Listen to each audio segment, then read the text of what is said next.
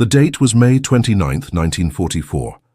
The location, the mid-Atlantic, approximately 500 miles west of the Azores. Captain Lieutenant Detlev Krankenhagen commanded U-549 from what he believed was a position of relative safety 600 feet below the surface of the Atlantic Ocean. This depth was deeper than most Allied depth charges could effectively reach, and Krankenhagen was an experienced commander who understood the deadly game of cat and mouse being played in the waters above him. Less than an hour before sunset, his Type 9C-40 submarine had achieved what many U-boats could only dream of in 1944. They had successfully torpedoed and sunk the American escort carrier USS Block Island. It was a significant victory, the kind that earned Iron Crosses and celebration back at port. But Krankenhagen knew that the celebration would have to wait. Right now, survival was the only thing that mattered.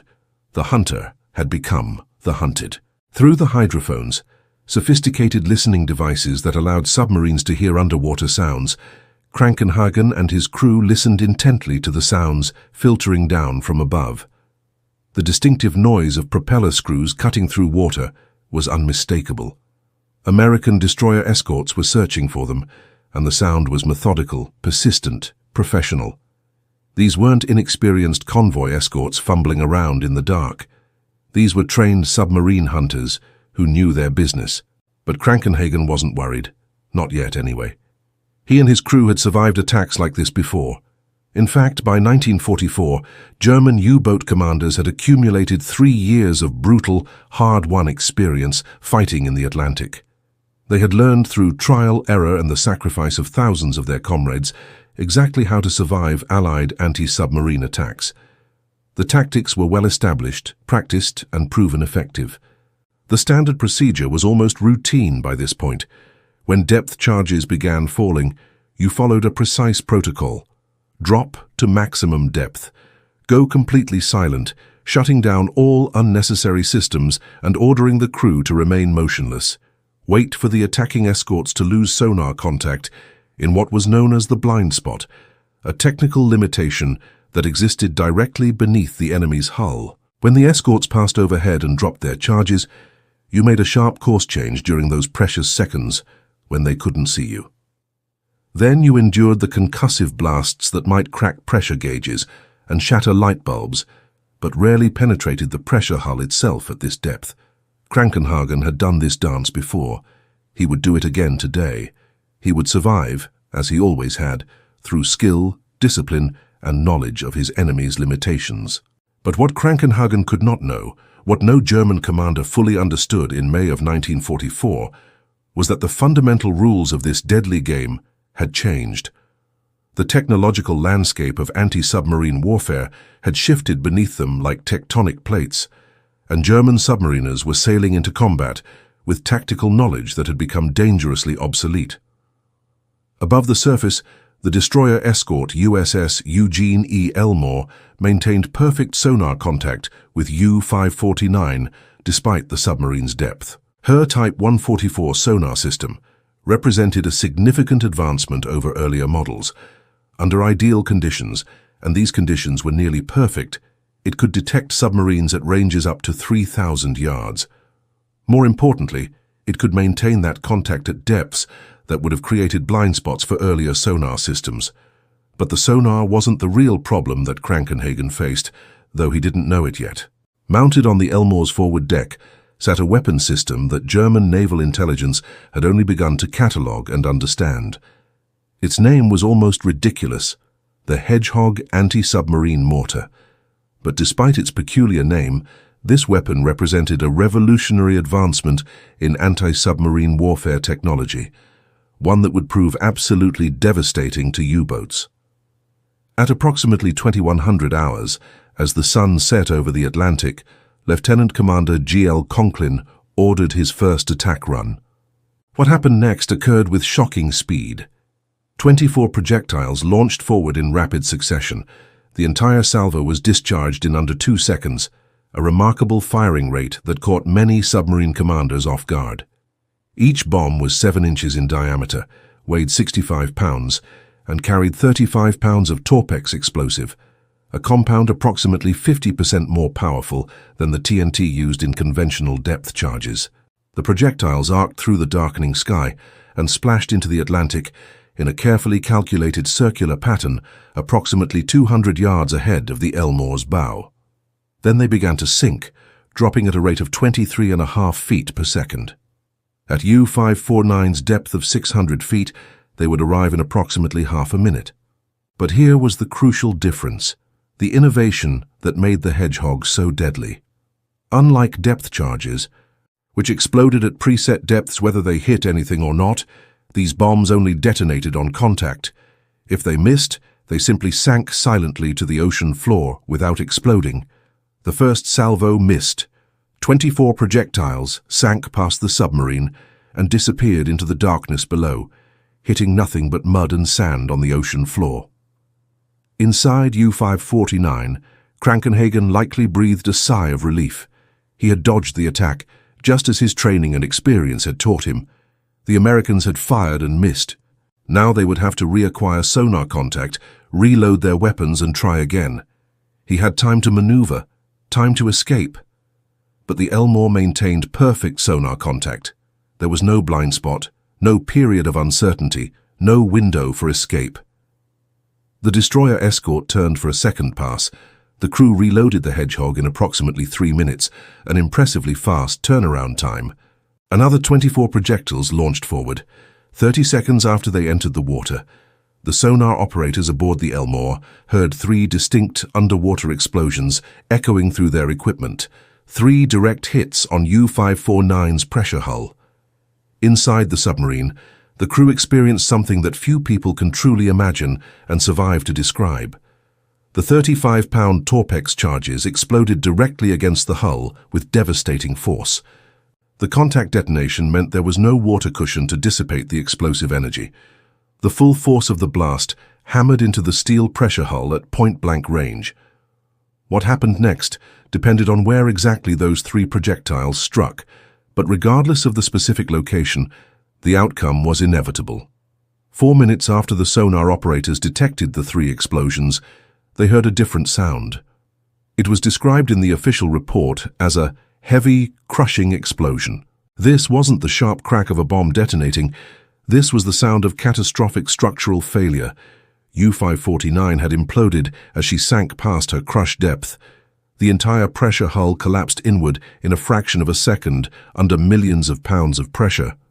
All 55 men aboard were killed instantly, their bodies crushed beyond recognition by the same ocean that had been their hunting ground. From the moment the Elmore fired her second Hedgehog salvo to the submarine's complete destruction, approximately 4.5 minutes had elapsed. This engagement represented something that German U-boat commanders were only beginning to comprehend in the spring of 1944. A technological shift that eliminated the tactical advantages they had relied upon since the war began. The question that would haunt surviving German submariners through the final year of the war was stark and terrible. How do you survive an attack you cannot hear coming, cannot evade, and that arrives before you can maneuver? To truly understand the psychological and strategic impact of the Hedgehog weapon system on German U-boat crews, we need to understand what those men believed about their chances of survival before this technology appeared on the battlefield. By 1943, German submariners operated under absolutely no illusions about the danger they faced. The Battle of the Atlantic had already claimed thousands of their comrades. They knew the statistics. They understood that serving on a U-boat was arguably the most dangerous military assignment in the entire war. But they also possessed hard-won tactical knowledge that offered genuine, legitimate hope for survival. This wasn't blind optimism or propaganda-fueled bravado. This was practical, experience-based understanding of how the game was played and how it could be won. German U-boat doctrine, refined through brutal trial and error since 1939, centered on exploiting a fundamental weakness in Allied anti-submarine warfare technology, the sonar blind spot.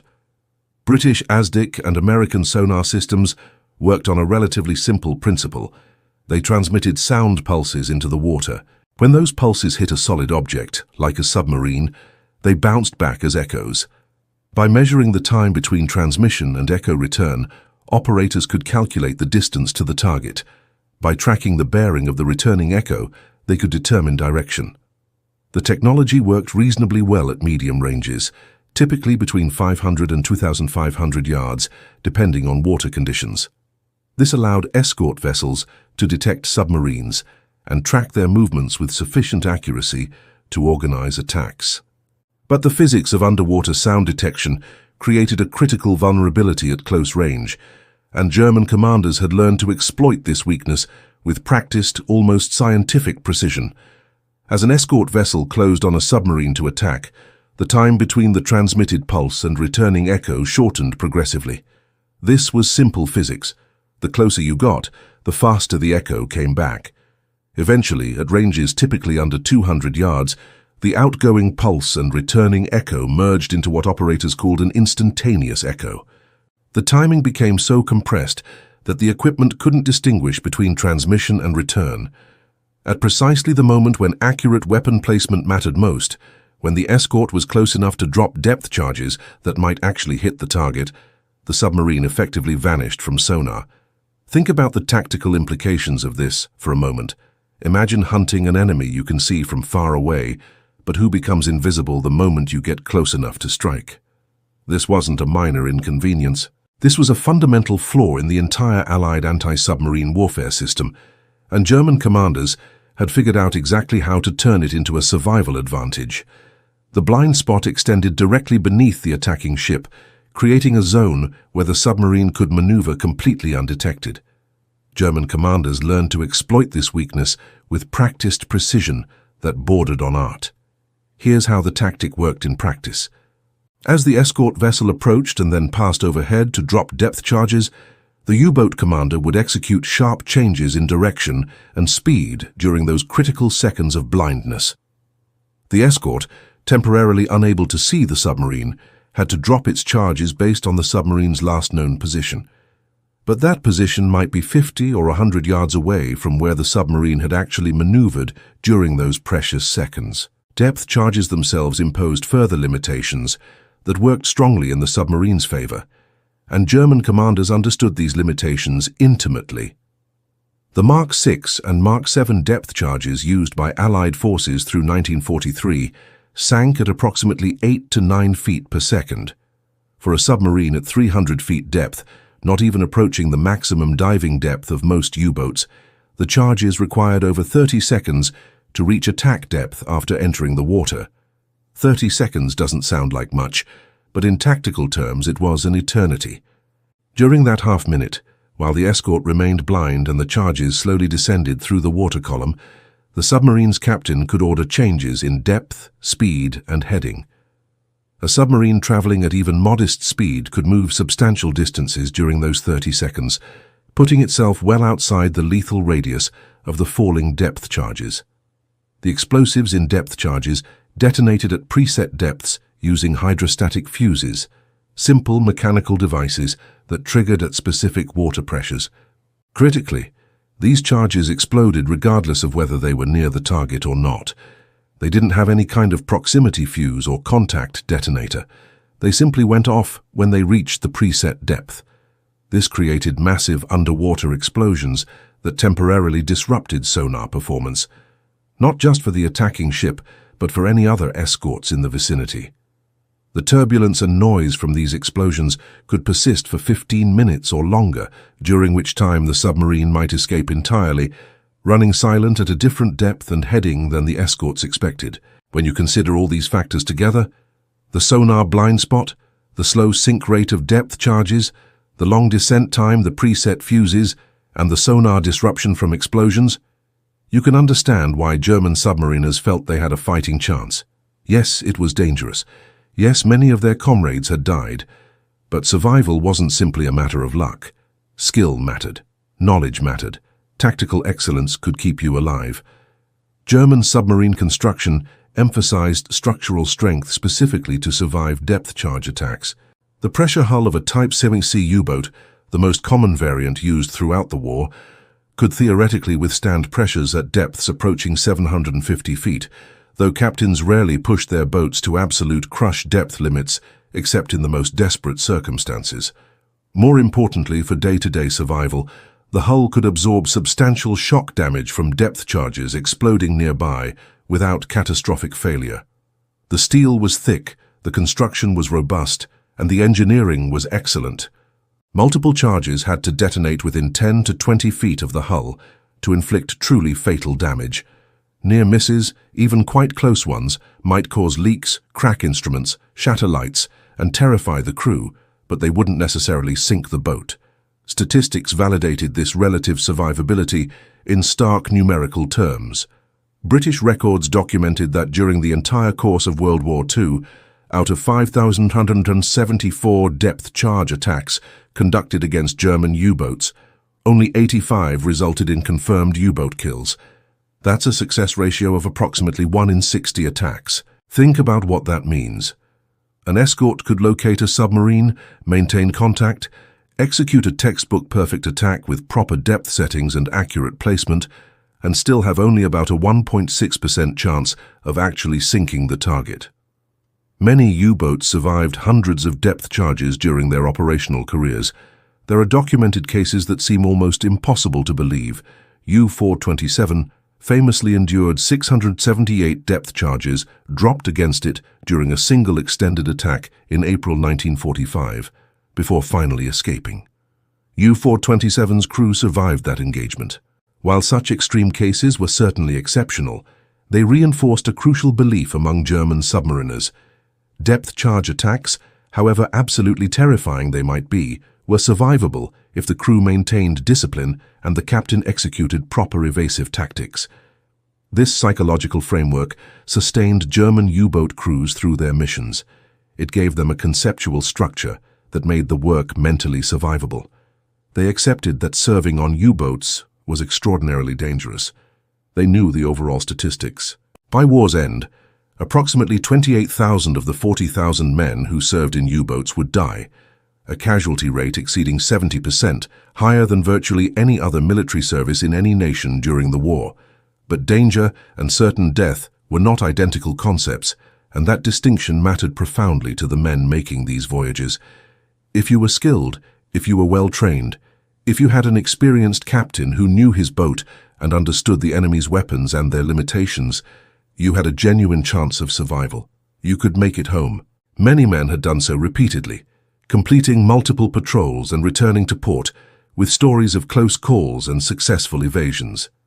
The belief system rested on a foundation of knowledge, understanding how sonar worked, knowing its limitations, comprehending the physics of depth charge attacks, and executing proven tactical responses. This knowledge had been purchased at an enormous cost in lives, refined through years of brutal combat experience, and passed from experienced crews to new submariners through training and shared war stories. And then the Hedgehog appeared, and all that knowledge became worse than useless. It became a liability because it created false confidence in tactics that no longer worked. The Hedgehog anti-submarine projector entered service with British escort vessels in 1942, but its impact on German tactical calculations took considerable time to register. This wasn't because the weapon was secret. Intelligence reports about forward-firing anti-submarine weapons filtered back to German naval headquarters relatively quickly.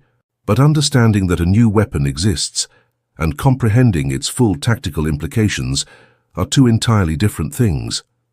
Initial deployments of the Hedgehog produced deeply disappointing results that actually discouraged its widespread adoption.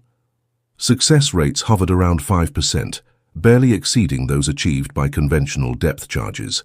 Royal Navy captains, many of whom had trained extensively with depth charge tactics, launched Hedgehog attacks so infrequently in early 1943 that the Admiralty issued a rather pointed directive ordering commanders to report specifically why they had chosen not to use the weapon when engaging submerged contacts. The reluctance to use Hedgehog stemmed from several factors, both practical and psychological. Unlike depth charges, which always produced spectacular explosions regardless of whether they hit anything, creating great geysers of water erupting violently from the surface, Hedgehog misses were discouragingly silent. The projectiles simply sank to the ocean floor without detonating, leaving no evidence of the attack, except 24 small splashes in the water that quickly dissipated. This silence eliminated the psychological satisfaction that depth charge attacks provided, even when those attacks failed to sink anything. There was something deeply unsettling about firing a weapon and hearing absolutely nothing in response. It felt like failure, even though intellectually the crews understood that silence simply meant a miss, not a malfunction. But beyond the psychological dimension, there were genuine technical challenges that needed to be resolved before the Hedgehog could reach its full devastating potential. The story of the Hedgehog's development is actually quite fascinating, and it illustrates the often chaotic and creative nature of military innovation during wartime. The weapon's development began not in formal, heavily funded naval research laboratories, but in the makeshift offices of an organization with the wonderfully British name, the Directorate of Miscellaneous Weapons Development. The staff earned the affectionate nickname the Wheezers and Dodgers, partly because many of them were older officers recalled from retirement, and partly because of their unconventional, often improvised approach to military engineering. Commander Charles Goodeve of the Royal Navy conceived the forward-throwing mortar concept in the spring of 1940, very early in the war. The insight was elegantly simple. The fundamental problem with depth charges wasn't their explosive power, it was their tactical deployment. If you had to pass over the submarine to drop charges, you would lose sonar contact at exactly the moment when you needed it most. So why not fire projectiles forward, ahead of your ship while you still had sonar contact? Simple concept, extraordinarily difficult execution. Lieutenant Colonel Stuart Blacker had developed spigot mortar technology between the wars. The system was unusual. Instead of placing the propelling charge inside the projectile like a conventional mortar, the charge remained fixed in the weapon, while a rod, called the spigot, fitted inside a tubular tail on the projectile itself. When the charge fired, it pushed the projectile off the spigot, launching it forward. This principle had been successfully adapted for several land weapons, including the Blacker Bombard infantry mortar and the Piat anti-tank weapon, but adapting it for naval use against submarines required solving a whole series of technical problems that had defeated earlier attempts.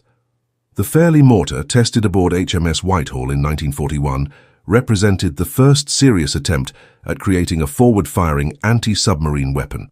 It failed comprehensively and rather spectacularly.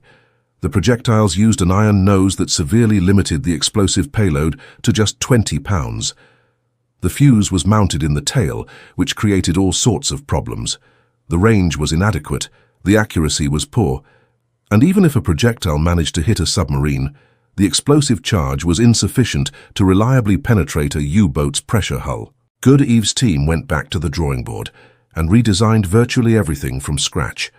They placed 35 pounds of Torpex explosive in each projectile, dramatically increasing the destructive power. The contact fuse was moved to the nose rather than the tail, which improved reliability and ensured the full force of the explosion would be directed into the target. The tubular tail provided aerodynamic and hydrodynamic stability during both flight and descent through water. Critical experiments determined that projectiles with flat noses were significantly less likely to skip or ricochet when striking the water surface at high velocity. This was crucial because you needed the projectiles to sink vertically into the target area, rather than bouncing unpredictably across the surface like stones skipping on a pond. The contact fuse mechanism required extraordinary precision engineering, and this is where the weapon's development became truly impressive from a technical standpoint. The fuse had to withstand the violent shock of hitting the water at terminal velocity, which could be 60 or 70 miles per hour depending on launch angle, without premature detonation. This alone was a significant engineering challenge. Then, once submerged, a small propeller blade mounted on the nose had to rotate in the water flow as the projectile sank. After approximately 50 feet of descent, achieved by carefully calibrating the propeller's pitch and resistance, the fuse armed itself automatically. This safety feature was critical. It prevented the weapon from detonating if it accidentally fell from the launcher onto the ship's own deck, which would be catastrophic. The projectile had to be underwater and sinking for several seconds before it became dangerous. Once armed, the final triggering mechanism was elegantly simple. Upon striking a solid surface harder than ocean floor sediment, specifically something like a submarine's steel hull, A mechanical trigger would fire the detonator instantaneously, creating the contact explosion that made the weapon so deadly. Determining the optimal explosive charge weight involved research that bordered on intelligence gathering and creative problem-solving. German U-boat construction details remained highly classified throughout the war, and Britain didn't exactly have access to detailed technical blueprints. But Goodevy's team discovered that an Italian naval magazine had published photographs of German submarine production facilities before Italy entered the war. One image showed a worker standing on a U-boat's pressure hull while performing maintenance work on the outer casing deck. By carefully measuring the worker's apparent leg length in the photograph and calculating the perspective distortion based on camera angle, engineers estimated the vertical distance between the pressure hull and the outer casing. This seemingly minor measurement was actually critical information for determining whether 35 pounds of Torpex would penetrate both layers of hull. The pattern of projectile dispersal required extensive mathematical optimization. Engineers built a device that resembled a roulette wheel, with a scale model submarine placed at various positions within it. They spent literally days launching miniature projectiles at the model from different angles and distances, meticulously recording thousands of impacts and analyzing which projectile spacing patterns provided the highest statistical probability of hitting a submarine attempting various evasive maneuvers. The final pattern, approximately 130 feet in diameter with projectiles spaced roughly 18 feet apart, represented the mathematical optimum for catching a submarine, even if it maneuvered significantly during the brief seconds between projectile launch and water impact. HMS Westcott received the prototype launcher in 1941 for sea trials. The weapon performed adequately in controlled testing environments, but operational results in actual combat conditions disappointed expectations severely. No submarine kills occurred until November 1942, despite installation aboard over 100 ships by that time. Crews reported numerous technical problems that hadn't appeared during calm water testing. North Atlantic weather frequently covered the launcher with spray and seawater, causing electrical firing circuit failures that resulted in incomplete salvos where only some of the 24 projectiles launched.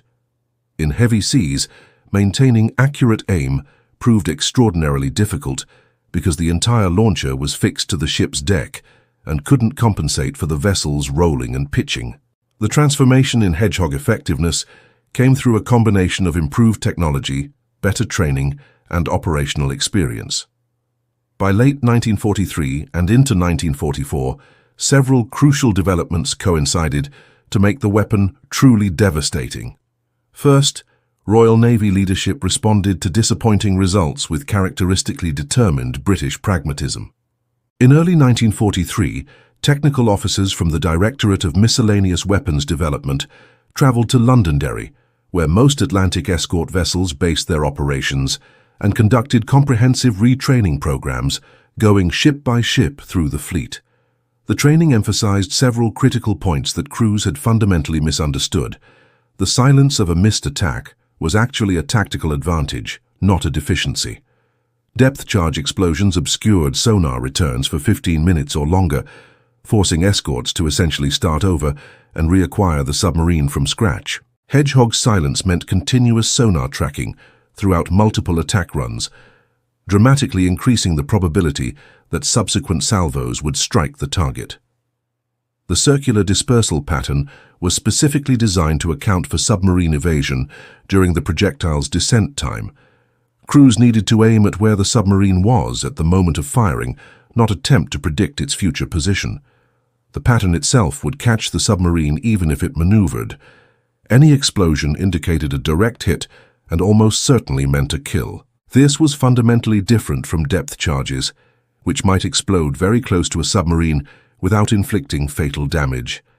Second, and perhaps more importantly, the Hedgehog's effectiveness improved dramatically when integrated with new sonar technology. The introduction of the Type 144 sonar system aboard many escort vessels by 1944 represented a quantum leap in detection capability. This system could maintain accurate contact at much greater depths and closer ranges than earlier equipment. effectively eliminating the blind spot that German tactics had exploited so successfully. Third, the development of combat information centers fundamentally changed how escort vessels processed tactical data and made attack decisions. Previously, the captain commanded from the bridge while sonar operators worked in a separate compartment below, calling out bearing and range information that the captain had to mentally integrate with the ship's heading and speed to determine attack geometry. This system was workable, but far from optimal. The Combat Information Center consolidated all tactical information in a single location. Sonar returns appeared on displays that overlaid the ship's position and heading. Radar contacts merged with sonar data, providing a comprehensive tactical picture. Most critically for Hedgehog effectiveness, the fire control system integrated directly with sonar tracking, automatically calculating firing solutions that accounted for the submarine's depth, speed, and heading along with the attacking ship's course and the projectile's ballistic trajectory. This integration transformed the Hedgehog from a difficult-to-use experimental weapon into a precisely targeted anti-submarine system. German U-boat commanders began encountering this fully integrated system without understanding what had changed technologically. From their perspective underwater, attacks simply became more accurate, more persistent, and far more deadly. But they couldn't see the combat information centers, or the improved sonar, or the training improvements that had occurred above the surface. They just knew that tactics which had worked in 1942 and early 1943 were no longer keeping them alive in 1944. By the final year of the war, the statistics told a story that German U-boat commanders could read but could not counter. During World War II, British forces conducted 5,174 depth charge attacks that resulted in 85 confirmed submarine kills. That's a success ratio of approximately 1 kill per 60 attacks, or about 1.6% effectiveness. In stark comparison, the Hedgehog system achieved 268 documented attacks, resulting in 47 confirmed kills. That's a ratio of approximately 1 kill per 5.7 attacks, or roughly 17.5% effectiveness. By the final year of the war, that ratio improved further to approximately 1 kill for every 5 attacks, representing a 20% success rate. That's more than a tenfold improvement over conventional depth charging, and in practical military terms it represented the difference between a weapon that submarines might survive and a weapon that submarines almost never survived. American forces achieved similar results once crews mastered the weapon's employment. Of the last 16 U-boat sinkings, credited to United States Navy destroyers and destroyer escorts in the European theater, 11 involved Hedgehog projectiles. That's nearly 70% of kills coming from a single weapon system. The weapon proved equally effective in the Pacific theater against Japanese submarines. USS England's unprecedented achievement of sinking 6 Japanese submarines in just 12 days during May 1944, RO-105, RO-108, RO-106, RO-104, RO-116, and RO-107, demonstrated what a well-trained crew with excellent sonar integration could accomplish. Commander Charles Goodeve's ungainly device with its peculiar name had evolved into the most lethal anti-submarine weapon system of the war. For German U-boat crews, these statistics translated into devastating human cost. The casualty rates among submariners, already horrific by any measure, worsened dramatically through 1944 and into the final months of the war. Of approximately 40,000 men who served in U-boats during World War II, approximately 28,000 died. That's a loss rate exceeding 70%, higher than any other branch of any military service in any nation during the entire conflict. To put that in perspective, if you were assigned to U-boat duty, you had roughly a 3 in 10 chance of surviving the war. Those are extraordinarily poor odds. The introduction of Hedgehog and other improved anti-submarine technologies contributed significantly to this carnage during the war's final 18 months. But perhaps even more devastating than the physical destruction was the psychological impact of the Hedgehog on German U-boat crews. German U-boat doctrine had always emphasized that skill and tactical knowledge could offset Allied numerical and technological advantages. Experienced commanders who understood their boats and executed proper evasion techniques could survive and complete their missions. This belief system, while never guaranteeing survival, provided a psychological framework that made the work mentally sustainable. Men could convince themselves that their fate remained at least partially in their own hands. Competence mattered. Courage mattered. Knowledge and experience could keep you alive. This belief was crucial for maintaining morale in what was already one of the most psychologically demanding assignments in military history. The Hedgehog demolished that framework completely by removing the tactical variables upon which German doctrine depended. The weapon attacked from ahead while the submarine remained under continuous sonar observation, eliminating the blind spot that evasion tactics exploited. The projectiles arrived in seconds, rather than the half-minute or longer that depth charges required, compressing reaction time below the threshold where human decision-making could effectively respond. The contact detonation meant a single hit was almost always fatal. Removing the graduated damage model where submarines might survive near misses and accumulate survivable damage over extended attacks. Surviving U-boat commanders reported a profound psychological shift among crews during the final year of the war. The grim determination that had characterized earlier periods gave way to something approaching fatalism and resignation. Men understood intellectually that they were likely sailing to their deaths. The operational statistics made this conclusion unavoidable and undeniable. New submarines departing on their first patrol had survival probabilities measured in single-digit percentages. Experienced boats and crews fared only marginally better as Allied anti-submarine capabilities continued improving, while German resources, training standards and tactical advantages deteriorated simultaneously. The psychological impact was compounded by the nature of submarine warfare itself. These men couldn't see what was hunting them. They couldn't see the Hedgehog launcher on the enemy's deck.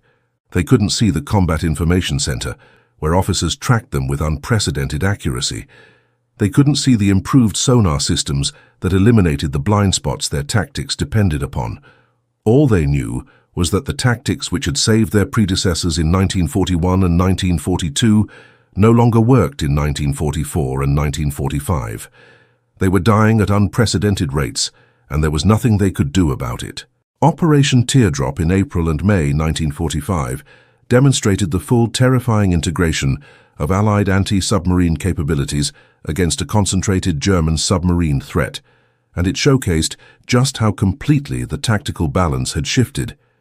Intelligence indicated that Germany had dispatched a group of Type 9 U-boats, designated Gruppe Seewolf, toward the American East Coast.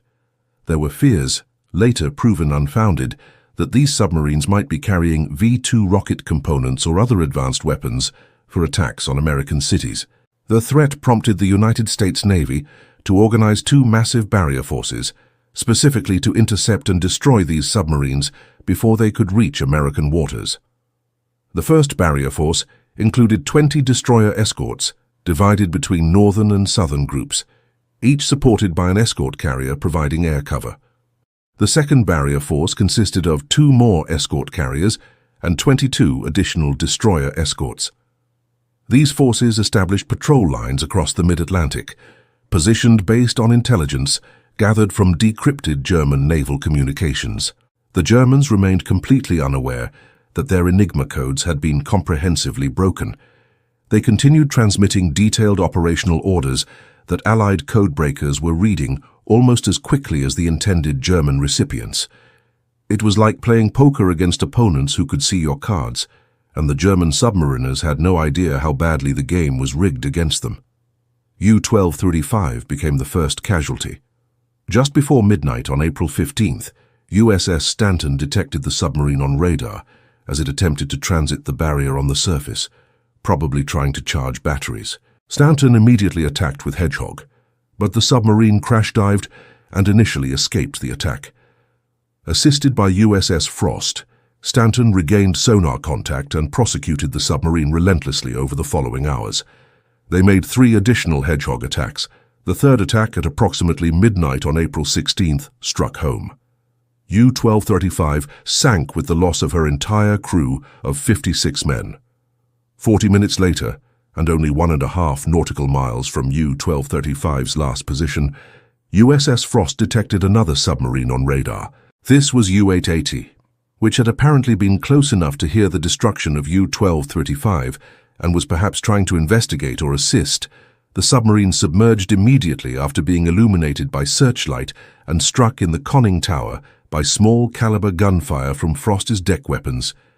USS Frost, USS Stanton, and USS Hughes tracked U-880 with sonar through the remainder of the night, maintaining contact and coordinating their attacks.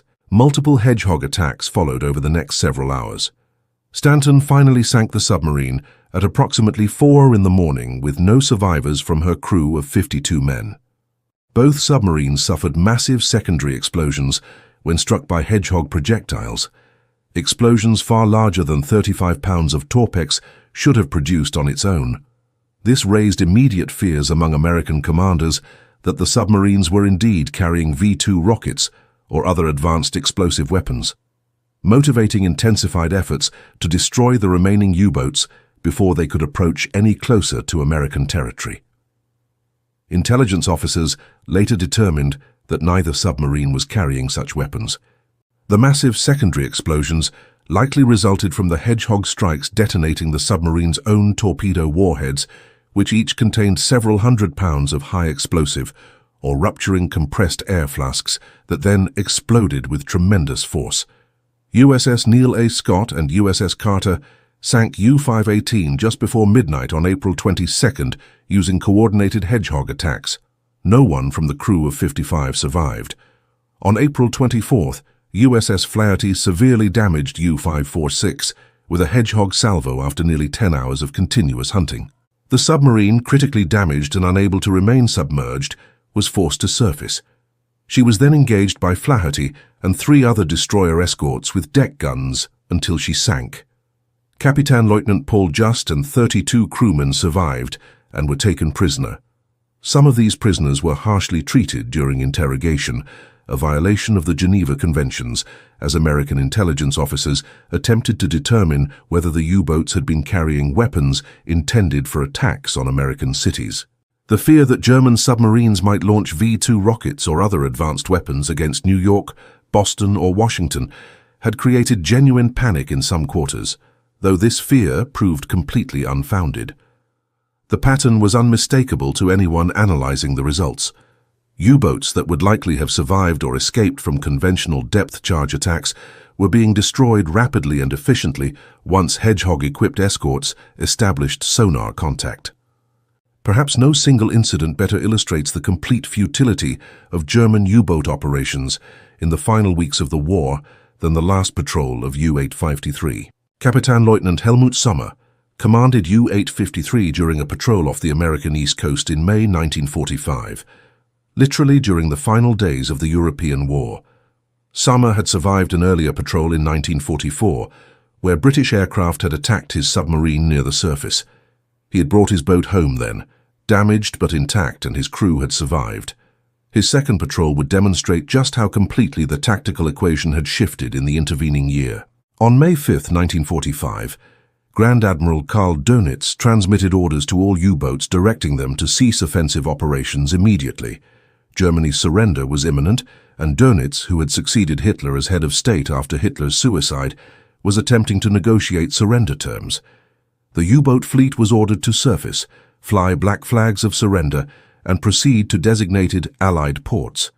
Whether Sommer received this transmission or chose to ignore it remains disputed by historians. Some argue that atmospheric conditions might have prevented reception. Others suggest that Sommer, a fanatical Nazi, deliberately ignored the order out of loyalty to Hitler's memory or simple refusal to accept defeat. On May 6, 1945, just 2 days before Germany's formal surrender, U-853 torpedoed and sank the American collier SS Black Point off Point Judith, Rhode Island. It was the last merchant vessel sunk by German U-boat action in American waters, a final act of defiance, or perhaps simply a final act of a war that had already been lost. The response was immediate, overwhelming, and merciless.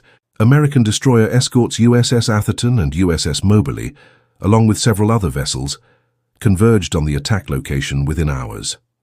Lieutenant Commander Louis Iselin commanded Atherton, which made initial sonar contact with the submarine at approximately 8:30 in the evening of May 6th. The hunt that followed lasted through the night and into the early morning hours of May 7th, but its outcome was never seriously in doubt once the American escorts established solid contact. The technological and tactical advantages were simply too overwhelming. At approximately 8:30 that evening, Atherton dropped 13 magnetic fuse depth charges. One exploded, but the crew could not determine whether it struck the submarine or one of the numerous shipwrecks littering the relatively shallow waters off Rhode Island. The area had been dangerous for shipping for centuries, and the seafloor was scattered with wrecks that could produce confusing sonar returns. Summer, demonstrating the skill and tactical knowledge that had allowed him to survive his previous patrol, maneuvered his boat through the turbulence created by the depth charge explosions. For a few hours, it seemed possible that he might escape as he had before, using the proven tactics that had saved German commanders for years. But the American escorts were patient, professional, and equipped with technology that made escape nearly impossible. The submarine was detected again at approximately 11:43 that night, roughly 4,000 yards east of its previous position. Sonar operators reported that U-853 was lying completely motionless in the water, with propellers silent at approximately 100 feet depth. Imagine the scene inside that submarine during those hours. The temperature would have been rising steadily in the hot, fetid air. There was no way to run ventilation systems without making noise that would betray their position. Light bulbs had been shattered by the concussive force of near-miss depth charges. Gauge faces were cracked, making it difficult to monitor critical systems. Small leaks might have appeared in hull fittings, stressed by repeated shock waves, and crew members would have been frantically trying to plug them while remaining absolutely silent. The crew maintained disciplined silence, knowing from experience and training that any noise, a dropped tool, a spoken word, even heavy footsteps, might betray their position to the sensitive hydrophones on the hunting escorts above. Summer understood the doctrine perfectly. He had executed it successfully before. Wait for the escorts to lose contact in the blind spot. Conserve battery power. Keep the crew calm and quiet. Then, when the opportunity presented itself, maneuver during the critical seconds when depth charges descended, and escape under cover of the turbulence and noise. But the escorts maintained perfect sonar contact throughout the night. There was no blind spot with the Type 144 sonar systems, no period of uncertainty, no window for the tactical maneuvers that might have saved the submarine in 1942 or even 1943. At approximately 2 in the morning on May 7, 1945, USS Moberly executed a textbook perfect Hedgehog attack run. The 24 projectiles entered the water in their characteristic circular pattern approximately 200 yards ahead of the ship. Most sank silently past the submarine to the ocean floor, disappearing into the mud and sand without exploding. But 3 projectiles struck U-853's hull directly. The 35-pound Torpex charges detonated on contact with devastating instantaneous effect. What happened next depends on where exactly those 3 projectiles struck, and this is where the story becomes truly horrific to contemplate. If the projectiles penetrated the pressure hull cleanly, which is likely given Torpex's explosive power, the crew died essentially instantly. Seawater under tremendous pressure at even 100 feet of depth would have flooded into the submarine's compartments with explosive, violent force. The air pressure inside the sealed hull would have compressed violently in a fraction of a second, creating temperatures high enough to ignite anything combustible. Men near the impact points would have been killed by the blast itself. Those in other compartments would have died from the pressure wave, the sudden compression, or drowning as water filled the boat in seconds. Death would have come in less than a second for most of the crew, perhaps 2 or 3 seconds for those in compartments furthest from the impact points. But there's another possibility, perhaps even more terrible to imagine. If the projectile struck the outer casing and ruptured ballast tanks without immediately breaching the pressure hull itself, Summer and his crew would have endured a different kind of horror. They would have known immediately that the submarine was mortally damaged beyond any possibility of repair or escape. The boat would have begun sinking uncontrollably, nose or stern down, depending on which ballast tanks flooded, with the crew completely powerless to arrest the descent. At 100 feet depth when the attack occurred, they would have had perhaps 3 to 4 minutes before the submarine reached crush depth somewhere beyond 700 feet. 3 to 4 minutes of knowing exactly what was coming. 3 to 4 minutes of hearing the pressure hull groan and creak under increasing stress. 3 to 4 minutes of watching small leaks become jets of water under impossible pressure. 3 to 4 minutes of feeling the boat tilt at steeper and steeper angles as it plummeted into darkness. 3 to 4 minutes of waiting for the final moment. And then that moment would come. A sound described by sonar operators as a heavy crunching explosion. The sound of catastrophic structural failure as the entire pressure hull imploded, the steel structure collapsing inward in a fraction of a second under millions of pounds of force, crushing everything and everyone inside beyond any recognition. No one aboard U-853 survived. All 55 men died. Summer, who had survived one patrol and brought his crew home, died on his second patrol just hours. In the final analysis, the story of the Hedgehog is not really a story about technology. It's a story about what happens when the fundamental assumptions underlying an entire tactical system become invalid overnight, and about the human beings who died because their hard-won knowledge had become obsolete. German U-boat crews in 1944 and 1945 were operating with tactical knowledge that had been absolutely valid in 1941 and 1942. The sonar blind spot was real. Depth charges did sink slowly. Evasive maneuvers during the blind period did save submarines. These weren't propaganda myths or wishful thinking. These were documented, proven facts that had saved thousands of lives. But technology had moved forward, and tactical doctrine had not kept pace. German naval intelligence understood that forward-firing anti-submarine weapons existed. They knew these weapons used contact fuses.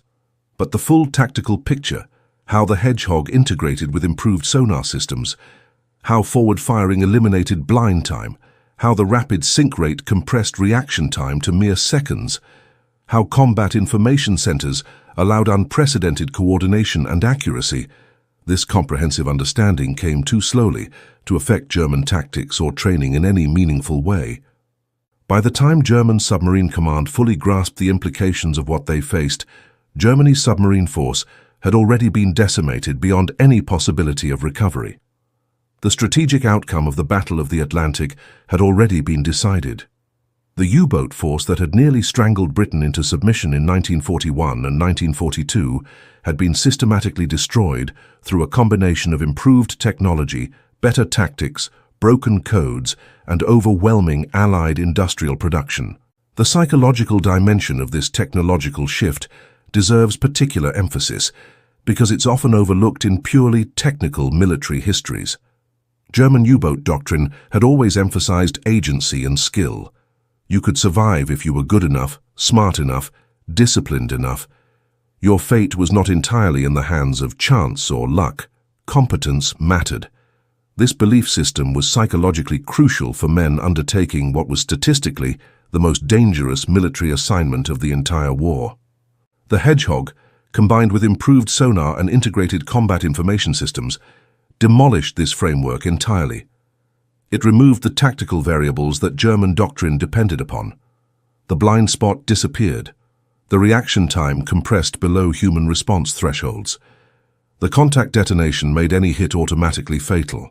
Suddenly, survival was no longer about skill or knowledge or tactical excellence. It was about whether the pattern of 24 projectiles randomly happened to include your submarine's position within its 130-foot diameter circle. You could be the most skilled captain in the entire Kriegsmarine, with years of experience and a perfect understanding of anti-submarine warfare tactics, and still die in seconds because 3 Hedgehog projectiles happened to strike your hull. The statistics bear this out with brutal clarity. In the early war years, experienced U-boat commanders with multiple successful patrols had significantly better survival rates than new commanders on their first patrol. Skill and experience created measurable survival advantages. But by 1944 and 1945, the survival curves had flattened. Experienced commanders were dying at nearly the same rates as inexperienced ones because the tactical knowledge that experience provided had become largely irrelevant. This psychological shift from a world where competence improved your odds to a world where competence meant almost nothing, created a profound sense of fatalism among U-boat crews in the final year of the war. Men weren't just afraid of dying. That had always been true. Submariners in 1941 and 1942 were also afraid of dying, but they believed their actions mattered, that their training and skill gave them a fighting chance. By 1945, that belief had evaporated. Survivors reported a sense of resigned inevitability. You went on patrol not believing you would survive through skill, but hoping you would survive through luck, and hoping that if death came, it would come quickly, rather than through the prolonged horror of a sinking submarine descending past crushed depth, while the crew waited for the final implosion. The Hedgehog's development and deployment offers lessons that extend far beyond naval warfare in World War II. It represents a case study in how technological innovation can fundamentally alter the strategic balance in warfare, and how military organizations often struggle to adapt to such changes quickly enough to matter. From the German perspective, the lesson is sobering. Even correct, validated tactical knowledge can become lethally obsolete if the technological assumptions underlying that knowledge change. German U-boat doctrine was not foolish or poorly conceived. It was actually quite sophisticated, based on accurate understanding of Allied weapons and sensors, but it rested on technological assumptions about sonar blind spots and depth charge limitations that stopped being true sometime in 1943. German naval intelligence did eventually understand what had changed, but the information diffused too slowly through the organization to affect training or tactics in time to save lives. This wasn't primarily a failure of intelligence gathering. It was a failure of organizational learning and adaptation under wartime conditions. From the Allied perspective, the lesson is more encouraging. Persistent innovation, even when initial results are disappointing, can produce decisive advantages. The Hedgehog could easily have been abandoned in early 1943 when success rates were poor and crews were reluctant to use it. Instead, Allied naval leadership invested in better training, improved integration with sonar systems, and systematic analysis of why attacks succeeded or failed. That persistence transformed a marginally effective weapon into the most lethal anti-submarine system of the war. The development process itself offers insights. The Hedgehog emerged not from formal military research establishments, but from an improvised organization staffed partly by recalled retirees working with limited resources. The Wheezers and Dodgers of the Directorate of Miscellaneous Weapons Development solved problems through creative engineering, sometimes using methods that would seem almost comical, like estimating U-boat construction dimensions from photographs in Italian magazines, but that produced practical, effective results. This suggests that military innovation often benefits from organizational diversity, from having multiple development pathways rather than relying exclusively on formal research institutions. Some of the most important weapons developments in World War II came from exactly this kind of unconventional, improvised engineering. The Hedgehog continued in service long after World War II ended. Various navies, including the United States Navy and Royal Navy, used Hedgehog-equipped vessels through the 1950s and into the 1960s. During the early Cold War period, when anti-submarine warfare against Soviet submarines became a primary concern, the Hedgehog's basic principle, forward-firing projectiles with contact fuses, influenced the development of more advanced systems. The weapon itself was eventually superseded by newer technologies: acoustic homing torpedoes that could actively pursue submarines, rocket-propelled depth charges with much longer range, and eventually sophisticated sonar systems that could track submarines with such accuracy that simpler weapons became effective again. But the fundamental insight that Commander Charles Goodeve and his team developed in 1940, that forward-firing weapons allowing continuous sonar contact were vastly superior to weapons that required passing over the target, remained valid. Modern anti-submarine warfare systems still incorporate this principle, though implemented with far more sophisticated technology than World War II engineers could have imagined. The human cost of the weapon's effectiveness remains its most striking legacy. Those 28,000 German submariners who died represented not just statistics but individuals, men with families, histories, hopes for the future. Many were career naval officers who had joined the service long before the war began. Others were conscripts who had no choice about their assignment. Others were simply doing their duty as they understood it. The Hedgehog did not distinguish between them. It killed them all with equal efficiency. We return now to where we began.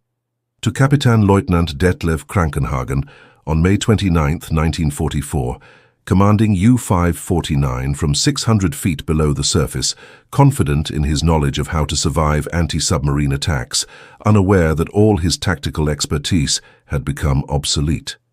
Krankenhagen's story, and the stories of thousands of other German submariners who died in 1944 and 1945, represent something more profound than simple military casualties. They represent the ultimate knowledge gap, the gap between what you know and what you need to know to survive, between validated experience and obsolete doctrine, between confidence based on past success and vulnerability to present threats you don't fully understand. In those final 4.5 minutes, from the moment USS Eugene E. Elmore fired her second Hedgehog salvo until U-549 imploded and sank, Krankenhagen probably never understood what killed him. He knew about depth charges. He understood sonar blind spots. He had executed proper evasive tactics. And none of it mattered because the rules of the game had fundamentally changed and no one had told him.